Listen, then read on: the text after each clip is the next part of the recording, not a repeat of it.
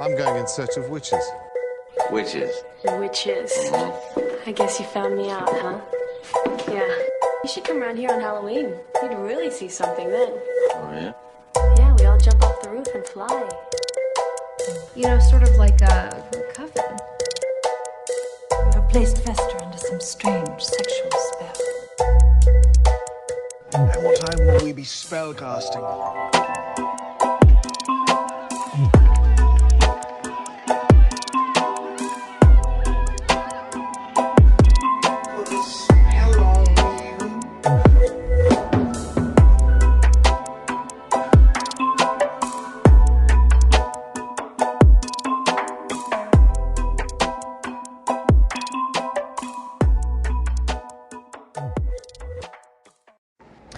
Hey there, witches, and welcome to Moonstone Witchery, the podcast where we talk about witchcraft and spirituality in a modern context. My name is Rian Lockard, and I am so happy to be here with you today. I am the head witch over here at Moonstone Witchery. You can find me by typing Moonstone Witchery anytime, anywhere, any place, on any channel. So that is that. The briefest commercial of all time is I want to encourage you to check out my Witchcraft Academy. The thing I get asked the most is, I am a beginner, or I am remembering who I am, or I am allowing myself to be my witchy self again. How do I start? Where do I begin? How do I do it? I will teach you all the things in my academy for a super affordable monthly price. The tuition is literally $27 a month to learn all of the things. So consider joining me there. There's already a ton of content, and it's organized in these little guides that you can follow right there in our Facebook group. And there's lots of videos and good things over in the academy. And there's exclusive learning that is only available to my academy students. So I really want to encourage you to go check it out. If you have any questions about that, you can type Moonstone Witchery into any platform and send me a message. Okay. So last time I got a little cut off when I was talking about hexing, and my last podcast is a little rambly on the topic of hexing, because really that post or that episode was more about negative energy and our willingness to interact with the forces that be in the negative energy realm in order to understand the concept of hexing and inviting negative energy into our own spaces. So check that episode out and hang in there, because at the end I really do get around to the topic at hand of whether or not you're hexed, and if so, what does it mean, and all of that good stuff. Today I want to talk about a couple of other things. I want to talk about the moon and what the different phases of the moon have to do with magic and ourselves. And I want to talk about retrogrades, because I feel like there's a lot of energy about retrogrades, and there's not a lot of understanding about what retrogrades are. And also, I really only have half an hour, so I promise I won't go for too long on today's episode, unlike the last episode. Okay, so yesterday we had a full moon. Well, in my yesterday, I don't know when you're listening to it, your mileage may vary. You might not have had a full moon yesterday. Who knows what the moon phase is for you at the time of listening. But yesterday, in this current reality, it was a full moon. A lot of witches and people new to spirituality want to have an intrinsic understanding of the moon and the phases of the moon, and how or why the moon comes into play in regards to witch work and magic. Full moons, as a rule, are known to be good for releasing. That's when you start to learn about the moon phases and what the moon's doing, one of the first things you learn is a full moon is good for releasing. Now let's talk about the trajectory and the pattern of the life cycle of the moon phase, okay? So the moon starts new or dark, where you can't see it. It's the shadow of the moon. It is the dark portion, and you cannot see anything in the sky when it is a true new moon. A new moon is for laying the foundation. It's the dark spaces. It's setting the seeds. It's planting in the soil. It is the fertilizing stage. It's when we are putting things in to the program of the computer that is running reality as we know it. and we are setting our intentions. A new moon is really good for this work because it is that time of introspection. In the darkness is when we find ourselves. And in the darkness is when we go within. You know, it's one of the reasons why at night when you can't fall asleep, your mind is so busy talking to you about your life and about yourself and about your innermost thoughts, because there's not a lot distracting you. There's not a lot going on around you except for that darkness. And that's why it's such a good time for you to be doing that inner work, that foundation laying, that intention setting. Because in those moments with yourself, it's when you kind of are a truth teller. It's when you're sort of like having awareness about your awarenesses, you know? It's when you're like, I've been having all this stuff happening. What does it mean? How am I feeling? And it's that distillation time where you're getting down to it. When we're doing work with a new moon, we want to be really clear that what we're setting into motion is what we're wanting to set into motion. You know, in my shadow work group that I teach on Tuesdays on Zoom, you can find tickets to that on my website too, on moonstonewitchery.com. Also, that's how you get in my academy. You go to moonstonewitchery.com. There is a tab that says the academy, and you click that and enter your info. In shadow work, I always say, you know, are you saying what you mean? And are you meaning what you say? Because they sound like they're the same thing. And both of those questions are valid AF. Like, both of those questions are really important for us to ask ourselves when we are working on having good communication with people. But frequently, we think we're saying what we mean, or we think we're meaning what we say. But maybe we're not always. And shadow work and aligning with alignment brings to light a lot of these kinds of things that we take for granted, or that we think we're doing, but maybe we're not. So if I say a sentence to someone and I think that it's really clear what I mean, like if I am to direct someone, if someone's trying to help me bring stuff in and put it away, and I say, put that bag in the dining room, I might think that that means put it in the dining room on the table, because to me, that's where the bag goes. And so I'll just say in the dining room, because to me, it's an automatic association. In the dining room means on the table. But if someone doesn't know me that well, or is just stopping by and helping me bring my groceries in or whatever, and I say put it in the dining room, they very well might put it on the credenza that I have in my dining room, or maybe on the floor, or maybe in a chair, or maybe really any number of places that a dining room might have upon which to set a bag. I haven't been clear. I thought I was clear. It's very innocent. It's very second nature for me to think that I said it, but to not have actually said it. And yet this is the crux of a lot of problems in our world. You know, I am of the belief that most issues with people that we have in our lives are like 90% of problems are most likely miscommunication issues, wherein someone thinks they're saying one thing, but someone else has a different association with the words being used, and so they hear something else. This is super common, but really understood, like not understood efficiently enough, or not really articulated well, and it creates a lot of discordant energy in our lives to not be as clear as we think that we're being. And so witch work, because self-work and witch work are really the same exact thing, really helps us to begin to understand how good of a job we do with being clear. Because when we set out to do a spell, and this is something I always teach new witches, I want you to spend time before you cast a spell, especially if that spell has to do with other people or other circumstances outside of yourself.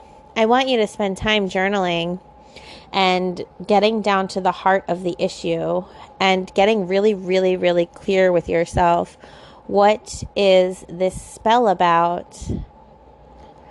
I often tell this story wherein a student of mine wanted to cast a spell on her son so that he could have an easier time with letting go of things, because he had been going through a year full of loss. He had had a relationship fall apart. He had had to change housing. He had had to drop out of school. There was a bunch of stuff going on, and there was a lot of loss happening. And she was like, I want him to become okay with losing things and with letting go of things. And so I said, okay, well, what kind of spell are you thinking about doing? Because I had them break into little groups with themselves and formulate a spell for themselves in the class that I was teaching. And she said, well, I want to cast a spell on him to make him okay with letting go. So I'm going to do a letting go spell for him. And I said, what kind of results are you expecting from a letting go spell? Because if I was to cast a spell about letting go onto a person, what I'm doing is I'm inviting in a lot of things to be let go of. It's a letting go spell, so I'm creating the energy of letting go for that person. And if that person's already been letting go of a lot, their energy's primed and ready to receive a letting go spell, right? And that to me sounds like summoning more and more and more loss upon somebody's life. And it doesn't necessarily achieve the result that she thinks that she wants to achieve, because calling forth more energy of letting go does not necessarily make someone get better at letting go. We don't know that those two things go together. All I know is that you're going to summon in more things to be exiting from this person's reality. And if they're already having a hard time with that, it sounds to me like that might be like a depression spell in the making, seriously. And so if she were to journal and to spend time distilling down, what am I actually wanting to create for my son? I think that the spell she would want to cast is something more in alignment with confidence or safety or feeling grounded or feeling whole or feeling complete. And if I'm casting a spell on somebody that helps them feel more whole or more complete, that's me calling in more positive energy to them. That's me helping them feel more okay, which is the actual thing she wanted to create for him. But what she was going to do was the literal exact opposite. And when I spell it out like this, we can see it, right? Like it becomes kind of apparent. But in her mind, we can also understand why that made sense to her. Because she's like, yeah, if he gets used to it, then he's fine. And he'll see he's fine. Or we can just call forth the energy of being fine. It's not our job to force people to learn lessons. And the way in which somebody else learns a lesson might be completely different than the way in which we would learn a lesson, or than the way in which we think we would learn a lesson. A lot of times people try to teach other people lessons through hardship, and that comes out of a scarcity mindset. But really, maybe life could be a little bit easier. What if it's not so much about lessons? What if it's more about just like learning to have this beautiful sense of safety in our one and only life? What if that's more of a priority than learning to like drag ourselves through hardship more effectively? Somebody who was talking about parenting once said this thing that was really profound, and it stuck with me. And they said, why do we hire tutors for our children in the areas in which they struggle? Why don't we hire them teachers and private lessons for the areas in which they thrive? And isn't that like so much more it? Why do I want to focus all of my energy in a place where I have no energy? Why not instead don't I want to cultivate for myself this beautiful world of like safety and connection and flourishing and becoming good at something and celebrating my talents and my gifts? Where do I want to set my focus? What do I want to put my eyes upon? Why is it always hardships and lessons? And I'll tell you why. The reason is capitalism and the patriarchy and misogyny. But that's okay. We won't do that today. But for real, it is. So when you're doing a spell and you're casting some new energy and you're setting intentions with the new moon, be really clear. Are you meaning what you say? Are you saying what you mean? Are your intentions aligning? But I'm going to tell you a secret about moon phases. You can go ahead and do whatever you want with whatever moon you want to do it with, first of all. There are so many factors at play for the success of your spell that moons and planets and all of that stuff is in the background. But what's in the foreground is you and your energy and your intention and what you're doing. The planetary alignment, the celestial contribution to your spell work is a factor, but it is not the factor.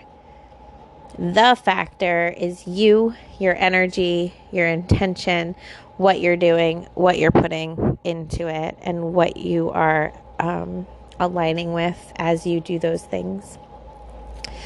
A waning moon is a moon that's getting smaller. A waxing moon is a moon that's getting bigger. And then we have a full moon. Between the new and the full moons, the moon is waxing. It is growing in size. It's accumulating wax. It's getting bigger. During a waxing moon, it's a good time to do spell work that is calling forth more of what you want. Prosperity work, love work. You can argue health either way. You can argue protection either way. And the reason I say that is, like, if I'm doing a health spell, I can either be summoning in more healthy energy, or I can be casting out sick and ill energy. So now you can see, depending on how I write the spell and how I hold the space for the spell, it's either summoning in and waxing, or it's, propelling out and waning. Same with protection. Either I'm increasing my protection energy, I'm warding extra, I'm putting up more barriers, I'm reinforcing my boundaries, or I am casting out negative or divergent or wrong energy. Same basic spell umbrella, different ways of approaching the same topic. So with any kind of spell that is calling forth more, you want to do that as the moon is increasing in size. Or you can set something calling forth more in the new moon. And then by the time you get to the full moon, that's the letting go, right? That's the releasing. Now, a lot of people know this, but it doesn't make a lot of sense. And to that, I'll say, yeah, I can see your point. I agree with that to a degree, because it doesn't really make much sense. The moon is full, it's big, it's bright, it's powerful. And I also want to let you know, focus on that too.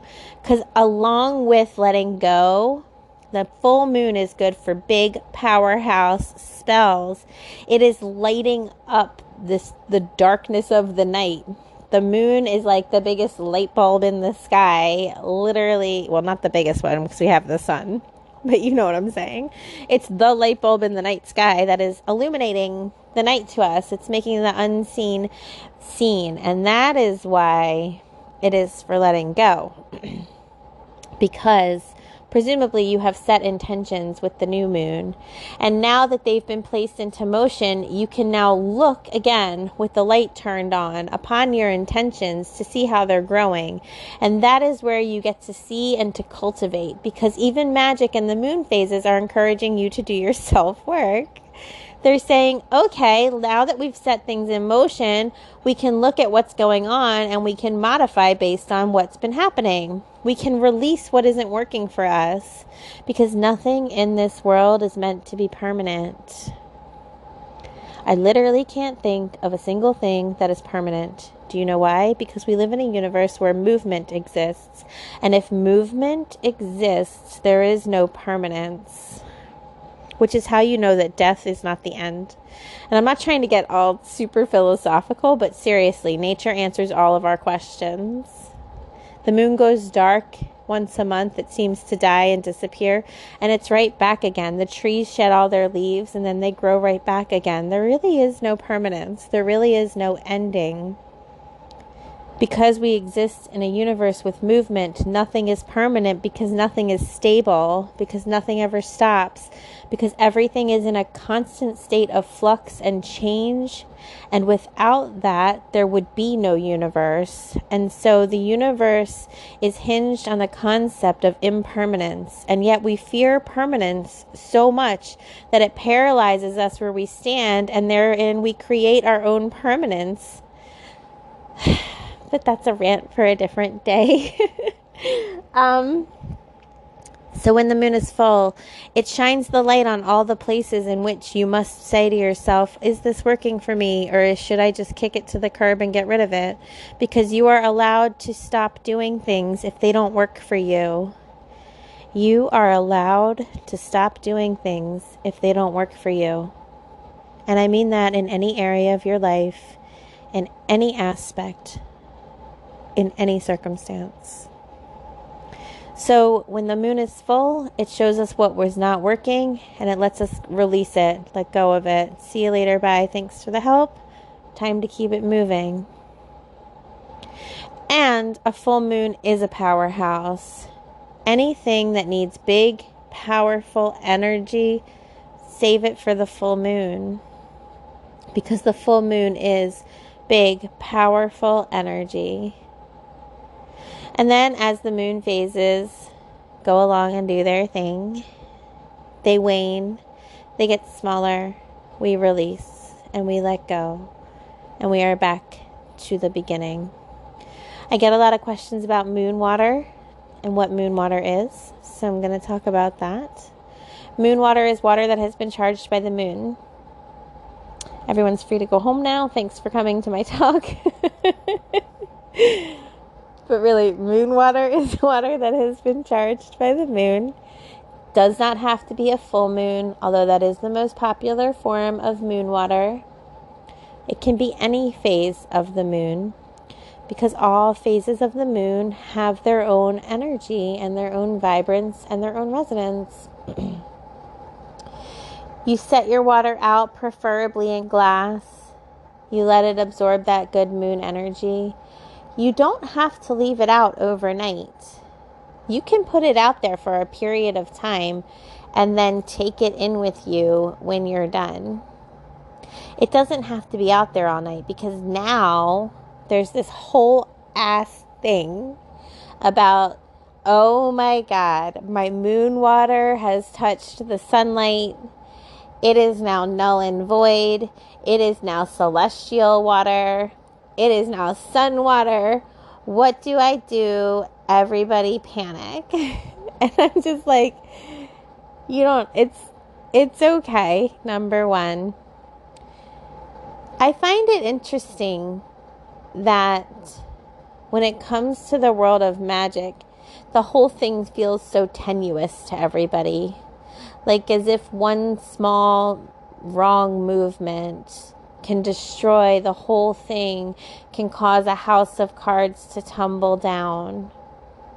And yet, at the same time, we don't believe in the power of it. Like, we don't feel that we can have an influence. Like, we don't feel like we can access it to create positive changes in our own lives. And yet we feel like we can access it enough to destroy them all. Do you see how this is like a system of thinking within yourself that is designed to keep yourself disempowered no matter what you do? You're not powerful enough to create the magic, but you're powerful enough to destroy it. Have a talk with yourself about that. Have a talk with yourself about why that is. And like, what does that mean? And what if you can do the magic? And what if it's not so easy to destroy it? These are just my thoughts. So there's this thing going around about celestial water. Celestial water is apparently the water that has been out in the moonlight and in the sunlight. Well, okay, that's cool. You can have celestial water if you want. But if you just want to have moon water, set it out for a little bit and bring it back inside so you don't panic about the celestial water. Whenever someone's panicking about the sun touching their moon water, I think about that really dramatic scene from Twilight in like the third one where like the guy, what's his name? Edward is like gonna like kill himself via sunlight or something, and he like steps out and he's gonna step out into the sun and he starts to sparkle, and then the girl whose name I forget is like running through the courtyard to get to him on time before he steps into the sunlight, and she just jumps into his arms right before he does it. And it's like, I imagine us like rescuing our moon water in like the pre-dawn moments in this capacity. Your moon water doesn't have to be out all night for it to count as moon water. You can bring it in.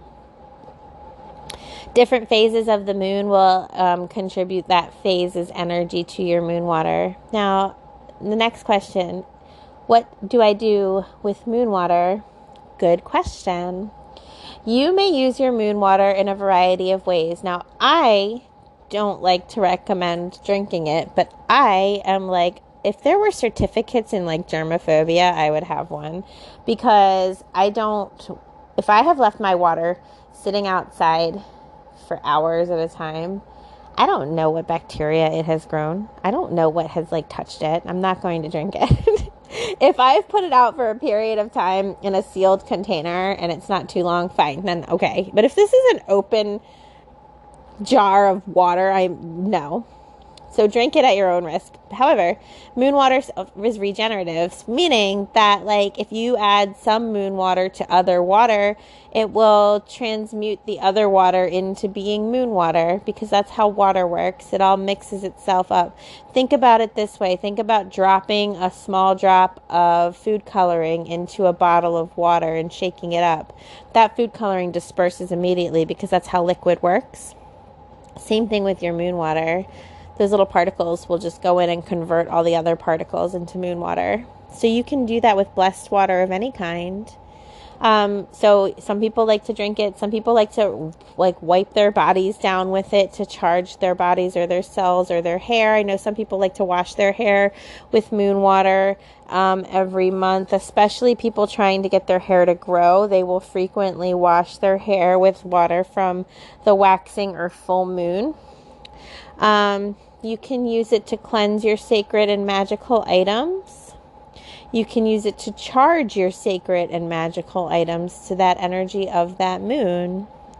You can spray it around your spaces and use it as a blessing in that capacity. You can put it in a simmer pot and add its energy to your home by turning it into the aerosol version of water in the steam. You can create potions with your moon water. You can add it to spell jars. There's so many things that you can do with moon water. You can water your plants with it. And some people who are good at plants have had success with that. I don't know how to do plants, so I can't contribute much to that. So these are some thoughts about making moon water and what to do with it. See also storm water. If you want to collect water that is also highly charged by the natural elements, please practice safety and don't put yourself in danger. But you can put jars out to collect water from a storm, or you can go outside and grab a jar of snow. You can collect water in any capacity that has any kind of energy from storms or other natural experiences, and then that water is charged with that energy. You know, storm water will contribute storm energy to your spell work. Somebody made a post about using their tears in their spells, and I have to take a side tangent for just a second to talk about this. They were like, oh my God, I had this great idea. I think I'm gonna I've been crying a lot, so I think I'm gonna collect my tears and put them into a spell. Several thoughts. Number one, there are these antique little vials you can sometimes find at antique stores where widows used to cry their tears into these vials, and when they had lost somebody in the war, and when the last drop of tear water evaporated, it said that they would come out of mourning at that period. And this is like super sad and tragic, and also, of course, I love it. I have one of these vials that I found in an antique store once. So yeah, using your tears in spell work, excellent idea. The person who had the idea is right. It is powerful because it's salt from your tears. It's your DNA is in your tears. It's highly charged with the energy of your tears. But this isn't just water. I said to them, what kind of spell are you planning to use this in? And they said, just any spell, all my spells. It's just adding power to the spell. And I did try to get through to this individual, but I was not successful. So this is my redemption moment, hopefully. Hopefully I get through to somebody. If you are contributing your own tears to your spells, you are going to add the energy of your tears to your spells. If you want to add grief or sadness to your spells, then that's appropriate, assuming these are sad tears. If you don't want to add grief or sadness to your spells, may I please ask you to reconsider adding your own tears to your spells. Every single thing has an energy footprint. Every single thing has an essence about itself. Tears are concentrated emotions. Do you want to add sadness in concentrate form to your spell work? If so, use a tear. If not, don't use your tears. There are definitely spells out there where it would be appropriate to add concentrated sadness. But if I'm casting a love spell or something along those lines, or a prosperity spell, or a job spell, or a health spell, I don't think that I want the energy of concentrated grief in that work. Now, maybe that's just me, but please think about the things that you are doing before you do them. Am I saying what I mean? Am I meaning what I say? Am I doing what I want to be doing? Okay, I'm at 31 minutes and I do need to hurry. Okay, so the last thing, and the thing I really want to talk about the most, is retrogrades.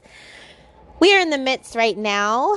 Actually, not even in the midst. We are in the very, very beginning of Mercury retrograde. Yay! Clapper.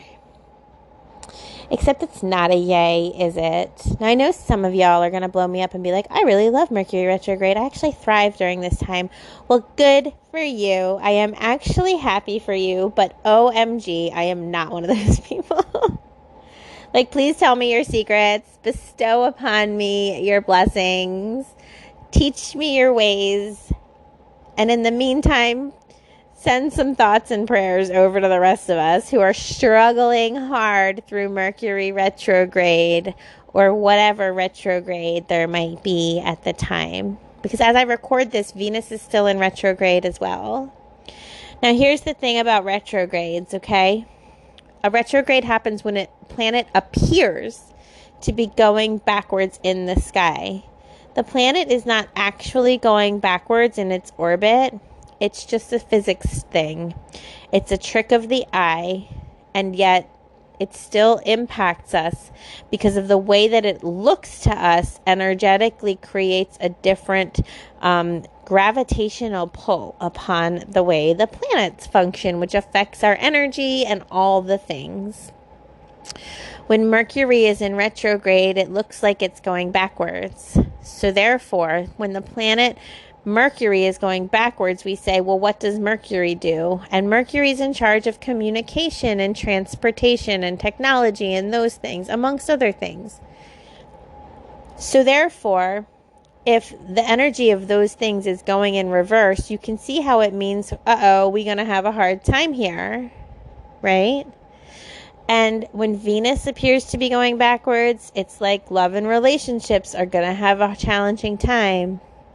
But what people don't understand, especially with Mercury retrograde, is, okay, if communication's going to be difficult with others, I guess it's going to just suck for a while. I'm going to have a lot of arguments in my life, and I'm going to have a hard time, and my emails won't send, and yada, yada. And all of that is true. But what I want you to know is that a retrograde is a signal to go within yourself. It's a time to go into your inner world and to talk to yourself and to say to yourself, what do I want to communicate with somebody else, and how can I communicate that with myself instead? How can I take all of the communication and the things I want to put out via technology and the places I want to go and the stuff I want to do, how can I turn that inward and have it go within? Because remember, we're doing the reverse. So instead of all of the communication going out of me, how can I turn it within myself? How can I talk to myself? How can I coach myself? How can I get clarity with myself through whatever it is that I'm doing or saying or wanting to accomplish right now? That's what a retrograde is for. It's for going within. In Venus retrograde, if I'm having a hard time in my relationship, how can I focus on self-love? How can I focus that relationship stuff inside and work on my relationship with myself? This is the power of retrogrades. It's an introspective time. It's a time to go within. It's a time to do self-work. All the times are times to do self-work. Self-work is going to lead you to the promised land. It's right there within you. Just look for it. So it's just a reframe on what retrogrades are about. Because really, retrogrades are an opportunity to take it in your inner world. Take it inside of you. And to discover what you really want to say to yourself, from yourself, with yourself. Okay? So I hope this was a helpful episode, because I'm trying to be tangible and to the point this week and stay on track and all that stuff. And I'm sure next week we'll be back to the regularly scheduled program of me having a rant about one thing or another that all somehow magnificently comes back together onto itself at the very end in a nice little bow. I'm so grateful for you guys for listening. I want you to go check out my website, my academy. Consider joining me in Shadow Work Group in the Witchery on Zoom. But in the meantime, just be nice to yourself. Go easy on yourself. Life is freaking hard, and we are all doing the best we can. And can you give yourself the gift of grace and being on your own team and telling yourself you are doing a good freaking job, because you are doing a good freaking job. And I will be back next time, and thank you for listening.